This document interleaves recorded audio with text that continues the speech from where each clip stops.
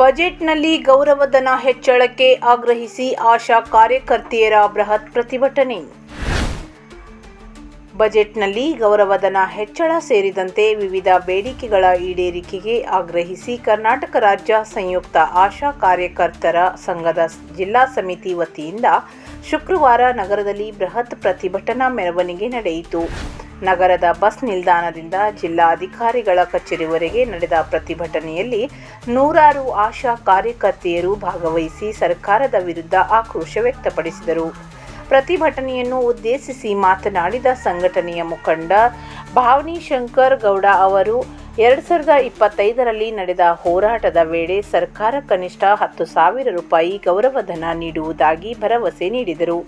ಈವರೆಗೆ ಯಾವುದೇ ಆದೇಶ ಹೊರಡಿಸಿಲ್ಲ ಎಂದು ಆರೋಪಿಸಿದರು.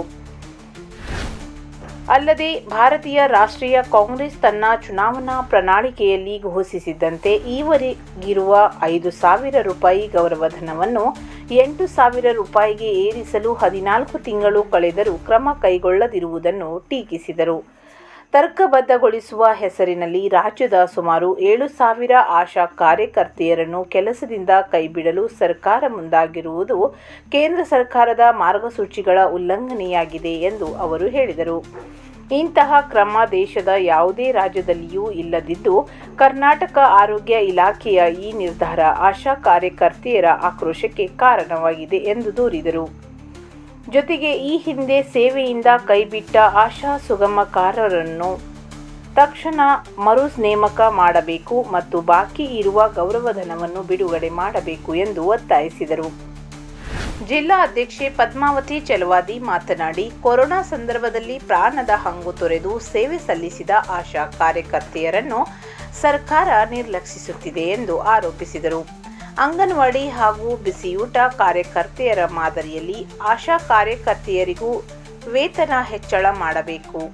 ಕೇಂದ್ರ ಮತ್ತು ರಾಜ್ಯ ಸರ್ಕಾರದ ಅನುದಾನ ಸೇರಿ ಒಟ್ಟು 15,000 ರೂಪಾಯಿ ಮಾಸಿಕ ವೇತನ ನೀಡಬೇಕು ಹಾಗೂ ನಿವೃತ್ತಿ ಹೊಂದಿದವರಿಗೆ ಪಶ್ಚಿಮ ಬಂಗಾಳ ಮಾದರಿಯಲ್ಲಿ ನಿವೃತ್ತಿ ಸೌಲಭ್ಯ ಒದಗಿಸಬೇಕು ಎಂದು ಆಗ್ರಹಿಸಿದರು. ಸರ್ಕಾರ ತಮ್ಮ ಬೇಡಿಕೆಗಳನ್ನು ಈಡೇರಿಸದಿದ್ದರೆ ಮುಂದಿನ ದಿನಗಳಲ್ಲಿ ಅನಿರ್ದಿಷ್ಟಾವಧಿ ಉಗ್ರ ಹೋರಾಟ ಹಮ್ಮಿಕೊಳ್ಳಲಾಗುವುದು ಎಂದು ಎಚ್ಚರಿಕೆ ನೀಡಿದ ಆಶಾ ಕಾರ್ಯಕರ್ತೆಯರು ಜಿಲ್ಲಾಧಿಕಾರಿಗಳ ಮೂಲಕ ಮುಖ್ಯಮಂತ್ರಿಗಳಿಗೆ ಹಕ್ಕೊತ್ತಾಯದ ಮನವಿ ಪತ್ರ ಸಲ್ಲಿಸಿದರು. ಪ್ರತಿಭಟನೆಯಲ್ಲಿ ಜಿಲ್ಲಾ ಸಮಿತಿಯ ಪ್ರಮುಖರಾದ ಸಂಗೀತಾ, ಶ್ವೇತಾ ಕಪಟ್ಕರ್, ನಿವೇದಿತಾ ಕೊಳಂಬರ್ಕರ್, ಪ್ರಭಾಮಣಿ ಜೈನ್ ಸೇರಿದಂತೆ ನೂರಾರು ಆಶಾ ಕಾರ್ಯಕರ್ತೆಯರು ಭಾಗವಹಿಸಿದರು.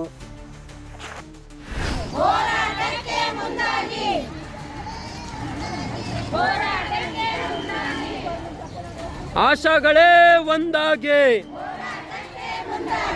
ಮಾನ್ಯ ಮುಖ್ಯಮಂತ್ರಿಗಳೇ ಕೊಟ್ಟ ಮಾತನ್ನು ಉಳಿಸಿಕೊಳ್ಳಿ. ಮುಖ್ಯಮಂತ್ರಿಗಳೇ ಕೊಟ್ಟ ಮಾತನ್ನು ಉಳಿಸಿಕೊಳ್ಳಿ. ಏನೇ ಬರಲಿ